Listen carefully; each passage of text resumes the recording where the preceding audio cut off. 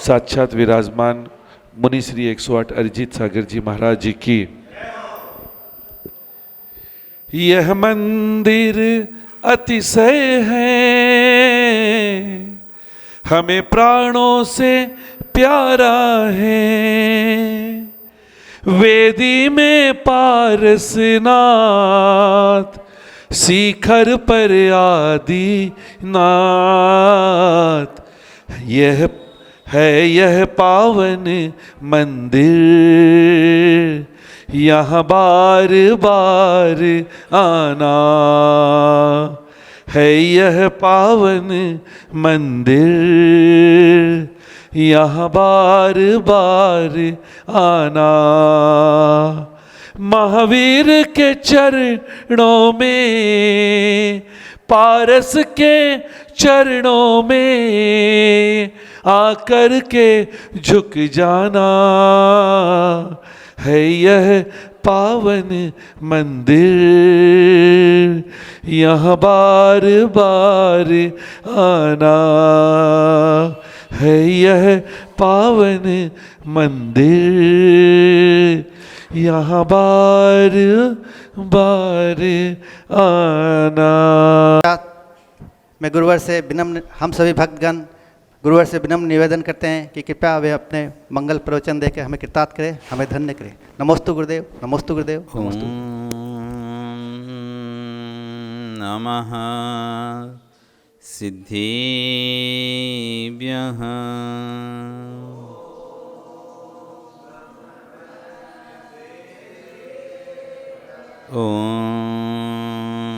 नमः सिद्धेभ्यः।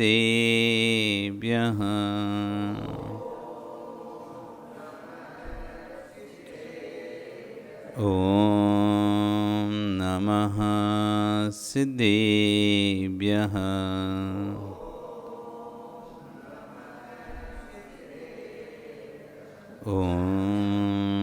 नमः सिद्धेभ्यः।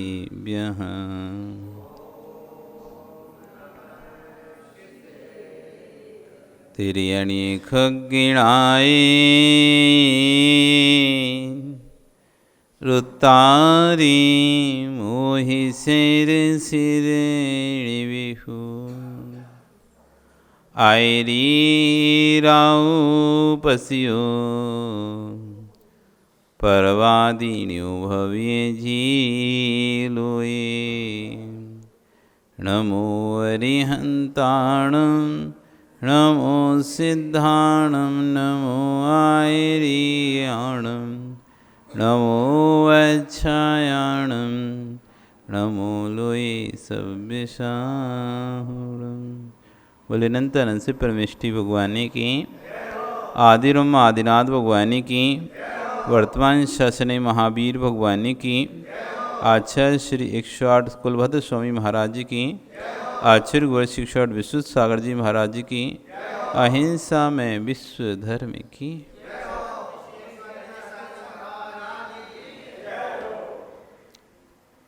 वह बंधु, वर्तमान शासन न्यायिक वर्तमान स्वामी के शासन में तीर्थंकर प्रभु की चरण निश्रा में बैठकर हम सभी जिन देशना का श्रवण कर रहे हैं, ये जिनेन्द्र वाणी जगत कल्याणी है। आचार्य भगवान कुलभद्र स्वामी महाराज ग्रंथराज सार समुच्चय में आत्मस्वरूप की व्याख्या करते हैं, तो वहीं आचार्य भगवान विश्वनाथ सार जी महाराज उस पर अपनी देशनाओं को दे रहे हैं। और उसमें लेखक कह रहे हैं कि जड़ रत्न मिल जाने पर व्यक्ति जैसे उन रत्नों को बड़ी सुरक्षित रखता है। यदि कोई थोड़ी संपत्ति किसी को प्राप्त हो जाए, कोई रत्न मिल जाए आपको, बड़े कीमती संभाल कर रखते हो उसे, कहीं चोरी ना हो जाए, कहीं गुम ना जाए, कहीं इधर उधर ना हो जाए, तो बड़े संभाल के रखते हो। ऐसे जिनवाणी के वचन रूपी अमृत रूपी रतन आपको मिले हैं। ये बहुत ही बहुमूल्य रतन हैं। ये वचन हर कोई को नहीं समझ में आते। तीव्र पुण्यात्मा जीव होता है वही व्यक्ति जिनवाणी सुन पाता है। पापी व्यक्ति जिनवाणी सुन भी लेगा तो उसको कुछ ही समझ में नहीं आएगी। पापी के हाथ में, पुण्यहीन के हाथ में यदि सामग्री लग भी जाती है तो सामग्री व्यर्थ चली जाती है। पुण्यहीन को आप कितनी भी सामग्री दे दो, यदि उसका पुण्यहीन है वो अच्छी सामग्री का भी दुरुपयोग कर लेगा। पुण्यात्मा व्यक्ति ही सामग्री का उपयोग कर पाता है। हीन पुण्यात्मा सामग्री उपयोग नहीं करता था, वेस्टेज हो जाती, फिक जाती उससे, या ऐसे कार्य में कर लेता है। एक बार आपको कहानी हमने सुनाई थी कि एक व्यक्ति गरीब था, राजा गांव में निकला, उसने देखा अरे मेरे गांव से, उसमें नगर में गरीब व्यक्ति अपने मंत्री को आदेश देता है भाई इसकी गरीब मिटनी चाहिए और इसको कुछ ऐसा दो जिससे इसकी 7 पुश्तों तक खा सकें। चंदन के वृक्ष का बगीचा उसे दिया गया। लेकिन कहते हैं पुण्यहीन व्यक्ति को आप कुछ भी दे दो, गरीब गरीब इसलिए नहीं है कि पैसा नहीं है, भिखारी भिखारी इसलिए नहीं है कि उसके पास पैसा नहीं है, भिखारी भिखारी इसलिए है क्योंकि उसके पास पुण्य नहीं है।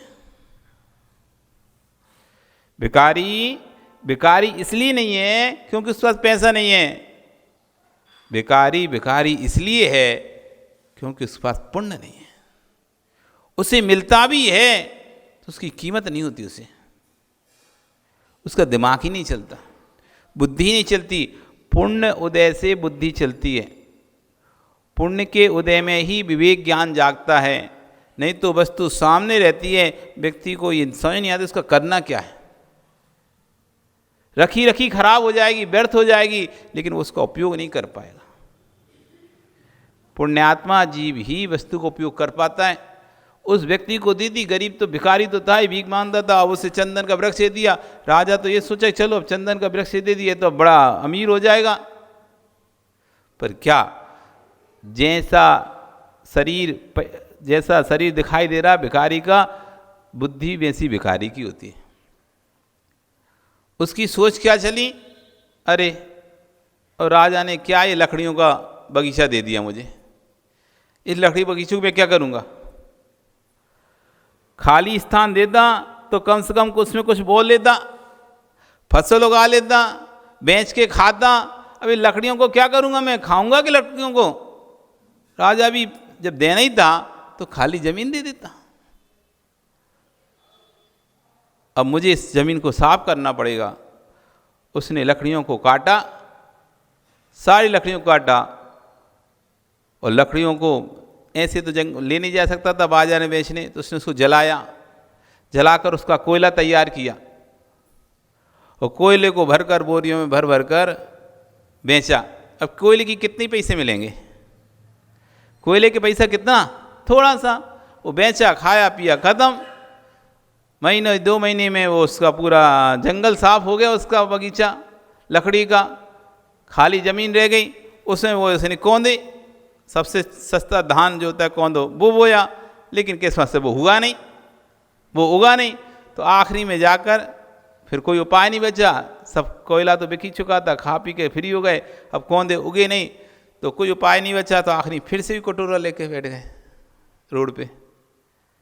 फिर राजा जब 6 महीने बाद निकला, अब वो सोचता है कि एक ही तो भिखारी था मेरे राज्य में, अब तो वो भी नहीं रहा होगा क्योंकि मैंने इतना चंदन का बगीचा दिया है। देखा फिर वैसा वैसा। तब है अपने मंत्री से पूछता है क्यों इसको दिया नहीं क्या कुछ। मंत्री महोदय कहते नहीं दिया तो था, लेकिन पता नहीं क्या किया, वो भी ऐसा वैसा नहीं दिया। गौसीर चंदन दिया था जो कि बहुत दुर्लभ है, मिलते ही नहीं देखने को। उससे पूछा कि भाई क्या हुआ, तुम्हें इतना राजा ने इतना बड़ा बगीचा दिया था, फिर तुम भीख मांग रहे हो। अरे काय के राजा ने बगीचा लकड़ियों को दे दिया, और लकड़ियों को काटते काटते हमारी कमर दुखने लगी। फिर क्या हो गया, लकड़ी काट क्या किया, इतनी लकड़ियों को कौन लेके जाता, इसलिए उसको जला के कोयला बनाया, फिर उसको बेचा। उस कोयले से कितना सा पैसा आया, उस पैसे से कुछ समय निकला। फिर हमने इस भूमि पे कौंदो बोए, लेकिन वो कौंदो हुए नहीं है, तो आखिरी में हमें करना है वही भीख मांगना पड़ा। वो मंत्री कहता है तुमने सारी लकड़ी को जला दिया? हाँ जला दिया। कुछ नहीं बचा? नहीं कुछ नहीं बचा। कुछ तो बचा होगा। तो वो एक उसने टुकड़ा पटिया बच गया था, टुकड़ा जिसपे वो बैठ के नहीं भीख मांगता, वही उसने उतना रख लिया था, एक टुकड़ा सा जिसके ऊपर बैठ के वो भीख मांगता था, अपना कटोरा रख लेता था। तो वो एक टुकड़ा बचा हुआ था, तो यही बचा है बस, जो बचा है सो, बाकी तो कुछ नहीं बचा। उस राजा देखकर अचंभित है, इतना बड़ा बगीचा दिया था चंदन का, और बचा क्या? बस ये इतना टुकड़ा, ये टुकड़ा। अरे तुमने क्या किया? वो चंदन का वृक्ष था, चंदन का बगीचा था। अब एक काम करो, तुम इस टुकड़े को जो तुम्हारा बचा ना, इसको बाजार में लेके जाओ, इसको बेचो। तो क्या इसका क्या ही मिलेगा? जब इतने तक कोयला भर भर के बेचा है, उसका कुछ नहीं मिला, इतने से टुकड़े के लकड़ी का क्या मिलेगा? आप जाओ तो बेच के तो आओ। जब वो जाता है बाजार में, वो दुकान पे जब बेचता है, उसके जो पैसे मिलते हैं, तब वो देखकर आश्चर्यचकित हो जाता है, ये क्या? एक इतने से जितना पूरा कोयला बेच के पैसा इकट्ठा नहीं हुआ, उतना एक टुकड़ा बेच के उसका पैसा आ गया। तब उसको समझ में आया मैंने क्या किया। अब राजा सोचता है, जिसका पुण्य ही कमजोर है, उसको आप कोई भी सामग्री दे दो, उसके काम में नहीं आएगी, व्यर्थ कर देगा, वेस्टेज कर देगा। धीर पुण्यात्मा ही सामग्रियों का उपयोग कर पाता है। धीर पुण्यात्मा ही जिनवाणी का श्रवण कर पाता है। आचार्य उन कह रहे हैं कि एक जड़ रतन मिल जाए जीव को, तो बुंदेलखंड में कहने लगते हैं कि भैया बड़े जुगत से रखना, इसको गुमा मत देना। इसलिए हे ज्ञानी, अरिहंत की देशना है, इसको हृदय आंगन में जुगत से रखना, बड़ी सावधानी से रखना, कहीं इसको कोई कसाय का चील कौआ उठा ना ले जाए। कसाय का चील उठा ना ले जाए, विषय वासनाओं का चील उठा ना ले जाए। कल आचार्य महाराज ने बताया है कि लुटेरे हैं काम, क्रोध, मान, माया, लोभ, इनसे अपनी आत्मा की रक्षा करो। ज्ञानियों, कीचड़ में हाथी फंस जाए तो कैसे निकालोगे? कीचड़ में हाथी फंस जाए तो निकल नहीं रहा हो, तो हाथी को कैसे निकालना? कैसे निकालोगे? निकल ही नहीं रहा तो। आचार्य कह रहे हैं, ज्ञानी चींटी कभी दलदल में आ जाए तो उसको छोड़ दो, ज़्यादा निकालने का प्रयास मत करो, क्योंकि उसके इतने नाजुक हाथ पैर होते हैं, हाथ लगाते मृत्यु को प्राप्त हो जाती है, वो स्वयं ही निकल जाती है। यदि तुमने छेड़ा तो ऊपर ही चली जाएगी। लेकिन हाथी यदि फंस गया, उसको कैसे निकालोगे? परिणामों की शक्ति, परिणामों की ताकत, हाथी को कैसे निकाला जाए, परिणामों को कैसे सुरक्षित रखा जाए? तो कह रहे हैं जैसे हाथी को यदि निकालना है, और तो हाथी की प्रकृति पता करना पड़ता है, हाथी कौन सी जाति का है। ये हाथी उस वंश का है जिसके कुल में संग्राम में इस हाथी का उपयोग किया जाता है, अथवा इसके कुल के हाथी संग्राम में उपयोग होते हैं। रण पहले संग्राम होता था ना, लड़ाई होती थी, हाथियों को उपयोग किया जाता था, ट्रेंड किया जाता हाथी को। जितना सैनिक नहीं लड़ते तो उससे ज़्यादा हाथी लड़ते थे। उनके सूंड में एक एक तलवार और बांध दी जाती थी। हाथियों के सूंड में भी तलवार बांध दी जाती थी, तो हाथी भी तलवार चलाता था, पूरा घुमाता रहता था अपनी सूंड। कोई भी उसके निकट आता था, पास में आता था, तो अपनी सूंड घुमा के तलवार से उसको मारता था। हाथी भी सैनिक होते थे, हाथी सैनिक होते थे, आने वाले बाणों को अपनी सूंड से दूर कर देते थे। बहुत विवेकी जीव है हाथी, बहुत ज्ञानी जीव है हाथी। आचार्य ने एक उदाहरण सुनाए थे। सोनागिर का पंचक्षण चल रहा था, पंचक्षण बाद जब रथ निकलने की बारी आई, रथ निकल रहा था, तो एक स्थान पर वो नाला आया। वो नाला कमज़ोर था, नाला कमज़ोर था, और यदि हाथी उस पर से चलता तो नाला जरूर टूट जाता। पता नहीं हाथी को कैसे भाप गया, कैसे एहसास हुआ। अपन को भी कई बार एहसास हो जाता ना, ये चीज़ आगे खतरा है, तो कैसे एहसास हुआ, वो नाले के आगे अटक गया, चल ही नहीं। महावत खूब उसको कर रहा है, लेकिन चल ही नहीं रहा। आखिर में बहुत प्रयास करें, जब हाथी नहीं चला तो गाड़ी को उस पे से जैसे ही निकाला गया उस नाले से, वो नाला टूट गया। तब लोगों को लगा कि देखो एक हाथी कितना उसको सेंस हो गया कि मैं यदि जाऊं, उसके ऊपर भगवान श्री जी विराजमान थे, श्री जी पर, हाथी के ऊपर श्री जी थे, तो वो आगे नहीं बढ़ रहा। हाथियों को बहुत विवेक होता है। हाथी क्या, बहुत जानवरों, सभी जानवरों को जो संगी पंचेंद्रिय हैं उनमें मन है, उनमें भी विवेक होता है, ज्ञान होता है। सिर्फ असंगी ऐसे जीव हैं जिनके अंदर विवेक नहीं है। वो जानकर, जैसे पतंगा है, जानकर अग्नि में ही जाएगा। चींटी है, जिस दिशा से अपन हटाओगे उसी दिशा में वापस और भागेगी।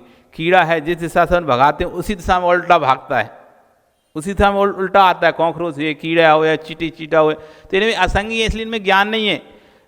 लेकिन संगी पंचेंद्रिय में ज्ञान होता है, विवेक होता है, समझदारी होती है उनके अंदर। पहले के लोग चिड़ियों से दूसरे राज्य पर विजय प्राप्त करते थे। कैसे? अब राज्य पर जा कैसे पाए, चढ़ कैसे पाए?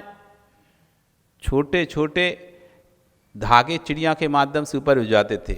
उस धागों में बड़ा धागा लपेट देते थे, बड़े धागे में थोड़ा और बड़ा धागा, ऐसे करके ऊपर वाला व्यक्ति उस धागे को खींचता था और ऐसे करके बड़ी बड़ी रस्सियां महलों पर चली जाती थी। तो बहुत विवेक पंचेंद्रिय, संगी पंचेंद्रियों आज नहीं है। तो आप कई वीडियो देखते हैं जिसमें जानवरों के खेल दिखाए जाते हैं। चिड़िया हुए, कबूतर हुए, बंदर हुए, कुत्ते हुए, बिल्ली हुई, चूहा हुए, इन सब के खेल दिखाए जाते हैं। वो इशारे पर पूरा खेल कर देते हैं। एक तो ऐसा था, एक व्यक्ति ने चूहा पाला, चूहा, और ऐसा चूहा ट्रेंड किया, सोने की दुकान में घुसा देता था और वो वहाँ से चोरी करके ले आता था, कंगन वंगन कुछ भी। उसे कौन रोक रहा है? उसे कौन रोकने वाला और कौन उस पर करने वाला? बड़े बड़े युद्धों में पक्षियों को पहले जमाने, आज तो ड्रोन कैमरा हो गए, कैमरा जाते हैं सब जगह। पहले पक्षी लोग होते थे, पक्षी पहचान कर ट्रेंड किया जाता था। पक्षी पहचान कर उड़कर जाता था, देखता था कितनी दूरी पर सेना है दूसरी, और आकर वो संकेतों के माध्यम से, पक्षी भाषा तो सीख आज भी लोग जानते हैं, सुनते हैं, समझते हैं, तो ट्रेंड होते हैं, तो सारी बात बता देते, संकेत कर दिया जाता था अनेक प्रकार से। तो हाथी को कौन सी उसका प्रकृति कहा? तो हाथी संग्राम का हाथी था। वो संग्राम का हाथी था, सामान्य हाथी नहीं था। ये वो हाथी था जिसने संग्राम में युद्ध किया था। अब कीचड़ फंस गया, संग्राम की शक्ति ताकत, और कहते हैं संग्राम में शक्ति ताकत तभी आती है जब सेना छलांग मारती है, वाद्य घोष बजते हैं संग्राम के। जब संग्राम के बाजे बजते हैं तो योद्धाओं की बाजुएं अपने आप फड़कने लगती हैं। ये तो विशेषता देखिए, जैसे ही आपके अंदर जिस तरह का संगीत होता है उस तरह का शरीर में हलन चलन होने लगता है। यदि यहाँ पर देशभक्ति के गाने बजने लगे और देशभक्ति का संचालन हो और भाषण इस तरह से उग्र वाला हो, सबके हाथ पैर फड़कने लगेंगे। सेना में होता क्या है? कमांडो क्या करता है? अपने सभी सैनिकों को जोश भरता है कि हमें रक्षा करनी है, हमें रक्षा करनी है। आतंकवादी में क्या होता है? आतंकवादी जोश भरते हैं, नहीं तुम्हें मरना है, तो बम लगा के मरने तैयार हो जाते हैं। तो कह रहे हैं जैसे ही युद्ध में योद्धाओं के जैसे भड़कते हैं, उसी प्रकार जब संग्राम में बाजे बजे तो हाथी का भी पूरा शरीर फड़क उठा और वह कीचड़ से उछटा और बाहर निकल कर आ गया। आश्चर्य हो गए, वो हाथी तो संग्राम के बाजे बजने से उचक कर बाहर निकल आया। हे ज्ञानियों, आप जिन वाणी को सुनते हुए कसायों के दलदल से बाहर निकला। दृष्टांत से दाष्टांत पर आ रहे हैं कि जैसे वो हाथी संग्राम के बाजे सुनने से उच्च कीचड़ से बाहर निकल आता है, ऐसे हे श्राप को, हे ज्ञानियों, आप जिनवाणी को सुनते हुए इस गृहस्थी के कीचड़ से बाहर निकल आओ। इस गृहस्थी के कीचड़ से, सामान से निकलना आसान नहीं है। जितना मेहनत करेंगे उतना और अंदर फंसते जाएंगे। लेकिन एक जिनवाणी एक ऐसा वाद्य यंत्र है, जिनवाणी एक ऐसा रसायन है जिसको सुनकर व्यक्ति उस कीचड़ से, गृहस्थी के कीचड़ से भी बाहर निकल आता है। जब संग्राम के बाजों की आवाज़ सुनकर हाथी कीचड़ से निकल सकता है, तो हे ज्ञानी, जिनवाणी का संग्राम है, उसको सुनकर तो कोई भी प्राणी ऐसा नहीं है जो विषय कषायों की कीचड़ की से बाहर ना निकलेंगे। निकलेंगे। वह अवृत्ति से वृत्ति तो बन ही जाएगा। अवृत्ति होगा तो कम से कम वृत्ति तो बन ही जाएगा। इस जिनवाणी का ऐसा ही आनंद है। वृत्ति वही बन सकता है जिसने दुर्गति का बंध नहीं किया। ये भी आचार्य को एक और बात बता रहे हैं कि वृत्ति भी वही बन सकता है जिसने दुर्गति का बंध नहीं किया हो। मनुष्य, त्रिंच, नारकी, इन आयु का बंधक कभी भी वृत्ति नहीं बन सकता। 4 आयु हैं, 4 आयु में से जिसने मनुष्य आयु बांध ली हो, त्रिंच आयु बांध ली हो, अथवा नरक आयु का बंध कर लिया हो, इन 4 में से किसी भी आयु का जिसने किसी बंध कर लिया है, ऐसा जीव कभी भी व्रती नहीं बन सकता। और बन भी गया मान लो तो उसके व्रत मरते समय छूट जाएंगे। यदि बीच में व्रती बन गया, उसके बाद यदि इन 3 आयु की बंध हुआ, नरक, त्रिंच, कोई वही, तो वो व्रत उसका छूट जाएगा। मरते समय जीव का धर्म छूट जाता है यदि उसने अशुभ आयु का बंध किया है तो बिल्कुल निश्चित है उसकी बुद्धि दुर्बुद्धि हो जाती है। मरते समय जितना धर्म उसने अपने जीवन में किया होगा, मरते समय उतना ही पाप भूत परिणाम उससे होने लगते हैं। मंदिर से घृणा होने लगती है, मंदिर आने में कष्ट होने लगता है, इच्छा नहीं होती, मन नहीं करता। बहुत से जीव बोलते हैं महाराज जी मन नहीं करता, मंदिर आने का तो बहुत लगता है, लेकिन पता नहीं क्यों मन ही नहीं कर रहा, मन ही नहीं हो रहा। जिनवाणी सुनने का, प्रवचन सुने, लेकिन जैसे ही आते हैं तब पता नहीं मन नहीं होता। ऐसा लगता है कि अब बाद में चले जाएंगे, कल चले जाएंगे, देखते हैं, ऐसे करके मन में नहीं विचार आने लगते ना। आहार देने का सोचते, रात में तो सोच कर सोचते कि सुबह उठ के आहार देंगे, और जब आहार देने की समय आया, अरे अब रहने दो, आज नहीं देते, कल देख लेंगे, फिर देख लेंगे, परसों देख लेंगे। ये मन नहीं हो रहा, ये मन नहीं कर रहा आने का गुरुओं के पास, भगवान के पास। समझ लो कुछ तो गड़बड़ है। अंतिम समय तक जिनवाणी का अवलंबन मत छोड़ देना। मूलाचार्य जी ने लिखा है कि संगीत की आवाज़ से वनस्पति प्रसन्न होती है। संगीत की आवाज़ सुनने से वनस्पति प्रसन्न हो जाती है। कुछ समझ में ना आए, ना आने दो, लेकिन जिनवाणी सुनने मात्र से कर्मों की गुण से निर्जरा होती है। इसलिए जिनवाणी सुनो। इस जिनवाणी पे एक बहुत बड़ी कहानी है। जिनवाणी सुनने की एक बहुत सुंदर कहानी जो कि आचार्य ने इसमें अभी उल्लेख करने वाले हैं। एक सुंदर कहानी की जिनवाणी सुनने से क्या फल मिला था। एक जीव को कौन सा भव प्राप्त हो। उसने जिनवाणी मात्र श्रवण किया था, श्रद्धा से समझ में नहीं आता, उस बैठ के सुन रहा था, उसे क्या फल मिला था। इसकी कथा आगे आचार्य बने यहाँ पर हमको बताएंगे। आज आपका समय हो गया, कल फिर आओगे, पर आ रही तो हम एक कथा जिनवाणी श्रवण की जरूर सुनेंगे। बोली भगवान महावीर स्वामी की।